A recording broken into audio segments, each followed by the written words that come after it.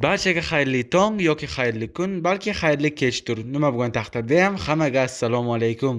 Hammalaringda bugungi Free Fire Advanced serverining obzori yoki kelasi yangilanishning obzori videosida ko'rib turganimdan xursandman. Demak, bolalar, biz bugungi videoda nima qilamiz? Biz bugungi videoda Free Fire Advanced serverini obzor qilamiz. Ya'ni Advanced server nima?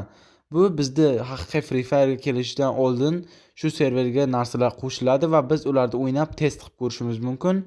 Ana o'shani biz bugun hammamiz birgalikda test qilamiz. Qani kelasi yangilanishda kartada qanday o'zgarishlar bo'ladi, nimalar bo'ladi, hammasini bitta-bitta ko'rib chiqamiz. Albatta, videoni boshlashdan oldin sizlar videoga like bosib, kanalga obuna bo'lib qo'ying. Biz bugungi videoni boshladik, bolalar. Birinchi bo'lib biz pochtaga kelgan mana bunaqa sovg'alarni olamiz. Ya'ni bu sovg'alar bizga levelimizni ko'tarib beradi, bir ikkita personajlar beradi. Endi bu narsa bizga kerak emas, u prosta levelimiz balandroq turishi uchun mayli olib qo'yamiz. Endi sabitiyaga o'tamiz va bu yerdan bepul almazlarni olamiz. Aslida bu serverda almazlarning umuman keragi yo'q-u, hay mayli olib qo'yganimiz yaxshi.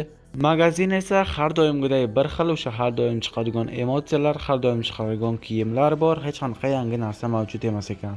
Endi esa biz profilda qanday o'zgarish borligini ko'rib chiqamiz.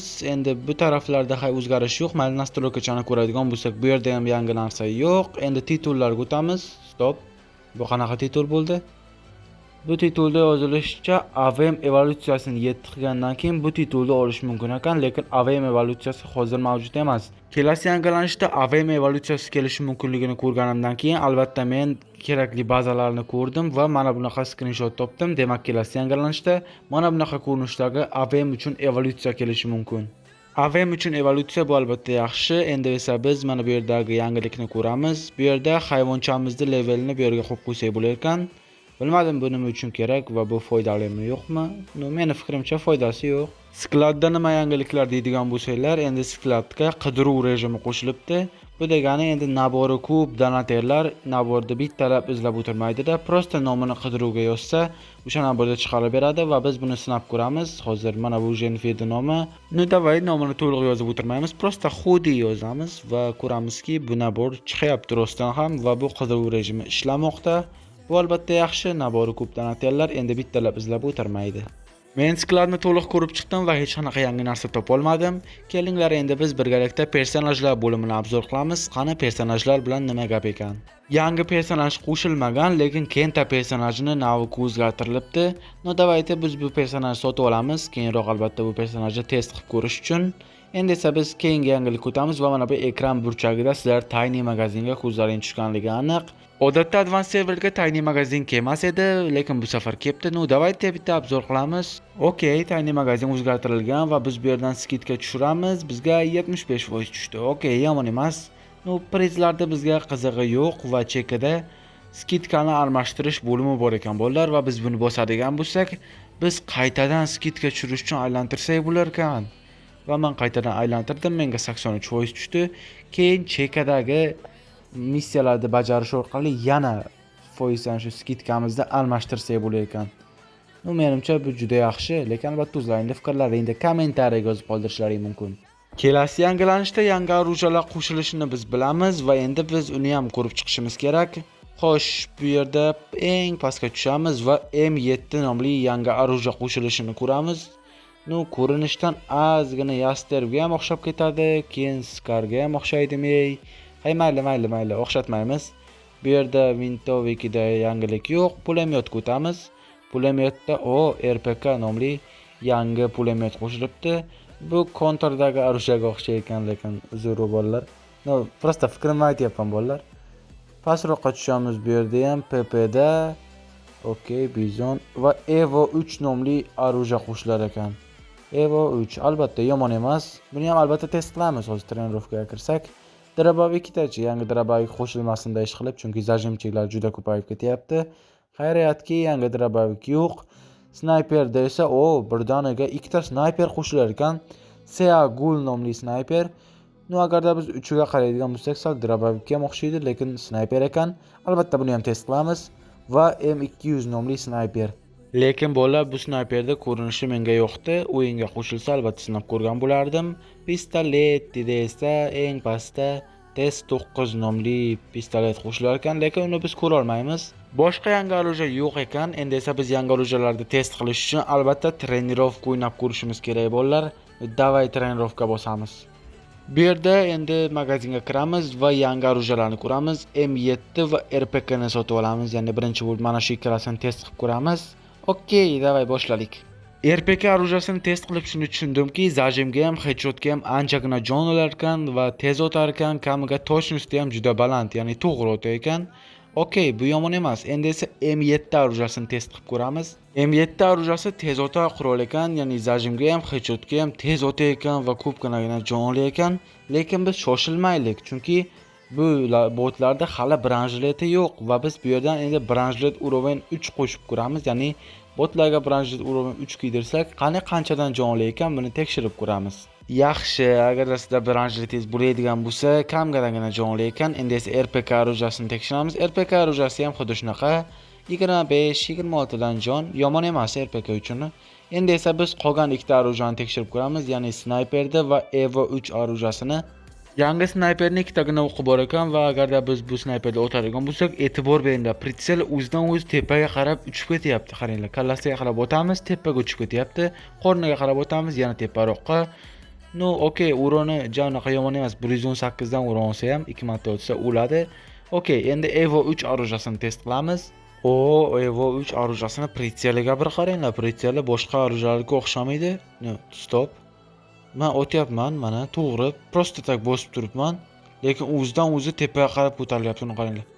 Bu addacha deyalarmidi PUBG'da? Endi bu narsa Free Fire'da ham bo'ladimi deyman, uni qaranglar. Men prosta bosyapman, tepaga ko'tarmayapman, lekin o'zidan-o'zi tepaga o'q otilyapti. Bilmadim, bu headshot uchun o'ynanadigan Free Fire'da o'zidan-o'zi tepaga ko'tarish qanchalik to'g'ri? Bu narsani albatta biz kommentariyada muhokama qilmasak bo'lmaydi. Men hammaning kommentariyasini o'qiyman. Qaranglar, prosta o'q otish tugmasini bosasiz va o'zidan-o'zi pritsel tepaga ko'tarilyapti. Bu qanchalik to'g'ri? Kommentariyaga fikrlaringizni yozinglar. Biz esa Kentani yangi navigini test qilamiz. Bu Kenta personajining navigi ko'rinishicha chota girdob yuboradiganga o'xshayapti. Davay bosamiz. Davay, kutilganidek girdob yuboryapti. Endi nima?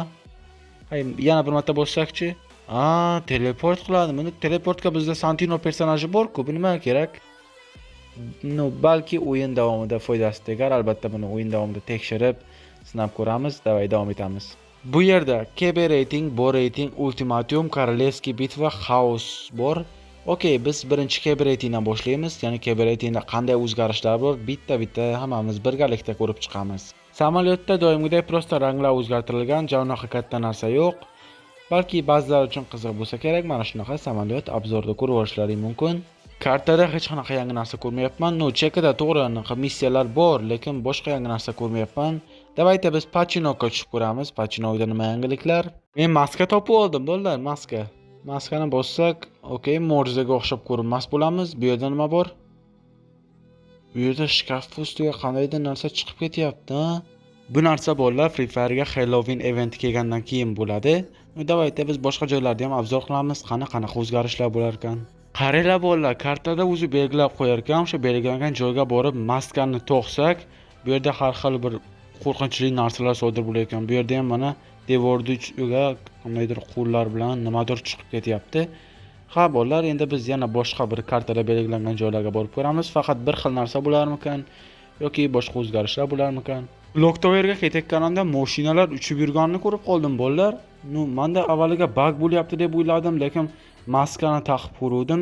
Tepada qandaydir qizil nur ana shunaqa mashinalarni o'ziga tortib olyapti ekan. Bu ham bir Halloween eventi uchun qilingan juda chiroyli, juda ajoyib narsa bo'libdi. Qaranglar, mashinalarni qizil nur tortib olyapti. Juda ajoyib o'ylangan, juda chotki. To'xtana, bu nima bo'ldi bolalar? Ot ko'rinmasmi? Bu ham Halloween eventi uchun qilingan qandaydir zombi ot va unga mensagan bo'lar ekan. To'xtanglar, otga nitro qo'shib qo'yishibdi, buni qaranglar. Yo-mayo, bu nima kerak bolalar? Vaqtida ham fikrlaringizni yozinglar, qani otga nitro qo'shishibdi.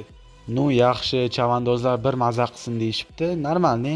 Men kartada yana qizil qo'llarni ko'ryapman va endi o'sha joyga borib niqobni kiyib ko'raman, qanaqa o'zgarish bo'lar ekan. Birinchi qizil qo'lni oldiga keldim. Endi maskani kiyamiz.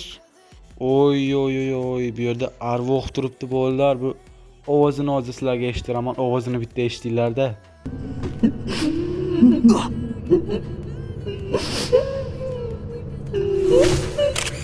Bu bolalar sizlar tushunyapsizlarmi? Bu sizlarga unaqa Granny emas, bu Free Fire. Free Fire'da mana shunaqa horror qo'shib qo'yishibdi. Bu juda zo'r va ikkinchi qavatda ham men qo'lni ko'ryapman. Endi bu joyda ham maskani hozir kiyib ko'ramiz. Niqob to'ldi va niqobni kiysak, devorda qandaydir horror rasm paydo bo'lar ekan, zombini rasmi. Juda ajoyib. Men aslida bashoratchi emasman, lekin sizlarga bashorat qilishim mumkinki, agar mana shu narsa Free Fire'ga kelsa, qachondir o'sha kelgan payti birorta youtuber albatta Free Fire'da soat 3 ga kirsalaring deb video qiladi. Ya'ni soat 3 da Free Fire horror bo'lib qoladi deb albatta qaysidir youtuber video qiladi. Men pikka keldim va pikda ham o'zgarish yo'q. Prosta mana shunaqa qo'lcha bor va qo'lchaga ham niqob tikadigan bo'lsak, bu yerda qandaydir bir bolalar arg'inchog'i, bu ham chotki. Va biz tepaga qaraydigan bo'lsak, uni qaranglar, qandaydir bir monstermi bolalar, katta maxluq bizga qarab turibdi. Tepadan meteorit tushyapti bolalar, qaranglar, meteorit. Niqobni yechsak ham meteorit haqiqatda tushyapti deb hayron bo'lmaymiz. Bu drop ekan bolalar. Dropga yangicha tushish animatsiyasi berishibdi. Meteorit ko'rinishda drop tushar ekan. TB ratingda biz bo'yoq qilib ko'ramiz va bo'yoqga ham mana shunaqa chotki qilib animatsiya berishibdi. Menga yoqdi. Endi esa biz bo rating o'ynab ko'ramiz. Bo ratingda nima yangilik deb o'ylaysizlar? Magazinda yangilik bolalar, magazinda mana bunaqa yangicha ikkita granata, keyin har xil navklar paydo bo'libdi. Raiden'da navkini olib sinab ko'rgan bo'laydim va albatta mana bu ikkita yangi granatani ham qisqasi mana bunaqa bir xonachaga kirib yashirinib Raiden'ni bosib, endi o'rgimchak ko'rinishida dushmanni oldiga borib, dushmanni o'ziga shunaqa tuzoqqa tushirsak bo'lar ekan. Juda yoqdi menga. Mana birdaniga 2 kishi tushdi deyapti. Endi esa granatalarni sinovdan o'tkazamiz. Birinchi granatamiz skanner qilar ekan va nechta odam borligini ko'rsatar ekan. Ikkinchisi esa mana shunaqa olov qo'yaveradi va olov 15-16% dan jon oladi ekan. Menga yoqdi, normaldi. Dumavoy granata ham o'zgaribdi bolalar. Mana shunaqa o'tadigan bo'lsak, dumaloq bo'lib tutab turar ekan. Siz bemalol ichiga kirib, keyin bu tarafdan tutun ichidan dahshatli chiqib kelishingiz mumkin. Ultimatum o'ynayotgan paytim navikni dushmanga qaratib bosgandim va ko'rdimki, bu navik stenkalarning ichidan bemalol o'tib ketishi mumkin ekan va agarda dushmanga tegadigan bo'lsa, mana shunaqa 15-12% dan jon oladi ekan. Balki yaxshi personajdir, lekin men iloji boricha hamma xususiyatlarini sizlarga ko'rsatyapman. Baholash esa sizlardan. Kommentariya bemalol ochiq. Hammalaring kirib, fikrlaringni yozib qoldiringlar. Squad o'ynayotgan paytinglarda sizlarga mana shunaqa bepul emotsiyacha berilar ekan va o'sha komandalaring bilan poyezdcha bo'lib, orqama-ketin yurishlaring mumkin bo'ladi ekan. Foydali emas albatta, lekin qiziqarli. Agar siz squad o'ynayotgan payt o'lib qolsangiz, mana shunaqa arvoh kuklaga aylanib qolasiz ekan bolalar va komandaga yordam berishingiz mumkin. Ya'ni to'g'ringda odam bor yoki orqangda odam bor deb aytib tursalaring bo'ladi. Lekin to'g'ri, endi o'ldirishga yoki bir narsa parsa olib berishga yordamlaring tegmaydi-yu, prosta borib, mana shu yerda dushman bor, mana yerda dushman bor deb sizlar aytib tursalaring bo'ladi. Keyin kukla emotsiya qilishi ham mumkin ekan. Juda yaxshi. Bu agarda faqat siz uchun bo'lsa foydali, lekin agar dushmanlarda ham bu narsa bo'lsa, lekin bilmadim. Shuning bilan bugungi kelasi yangilanishning to'liq obzori videosi o'z yakuniga yetdi. Albatta sizga video yoqqan bo'lsa, videoga like bosib, kanalga obuna bo'lib qo'ying va albatta video haqidagi fikringizni kommentariyaga yozib qoldiring. Men iloji boricha harakat qildimki, videoni qisqaroq qilishga, yangiliklarni hammasini aytishga va tushunarliroq qilishga.